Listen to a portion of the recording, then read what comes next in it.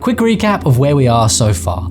You've defined your customer avatar, you've built your value proposition, while now it's time to turn strategy into action with SMART goals. You've probably heard this acronym before. SMART stands for specific, measurable, achievable, relevant, and time-bound. But in marketing, here's what that really means. Your goals need to be realistic but challenging, and you need to hold yourself accountable to them. For restoration companies just starting their marketing push, don't focus on sales right away. Focus on reach and engagement. Marketing is a long game. It builds momentum slowly, but then it compounds. Here's how to build SMART goals that stick. Specific. Pick one target customer and one platform. If your avatar spends time on Facebook, go all in for there. Otherwise, it can feel overwhelming if you're just starting out, and it will help you get mastery of that platform. Remember, you can't be all things to all people, or you'll blend in. Measurable. Choose numbers that you can easily track: followers, views, engagement, or leads. Achievable.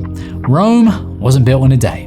We want your marketing to be a pillar of lead generation for your business, so treat it with respect and play the long game. Don't set goals that shoot for the moon from day one. Start with small wins that will give you motivation to keep going.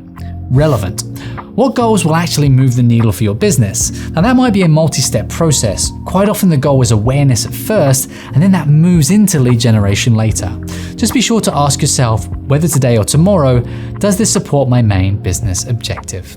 Time-bound. While you're getting your feet wet, set a 30-day target. Test your efforts, then adjust. Start small, build confidence, and then refine as you learn. So putting all this together, this could be a great SMART goal for some of you. In 30 days, we'll post 12 videos on Facebook and grow engagement by 20%. It's specific, it's measurable, it's doable. And remember, everything we've talked about so far has been foundation work. We're 4 episodes into our series and you haven't even hit post yet, and that's okay.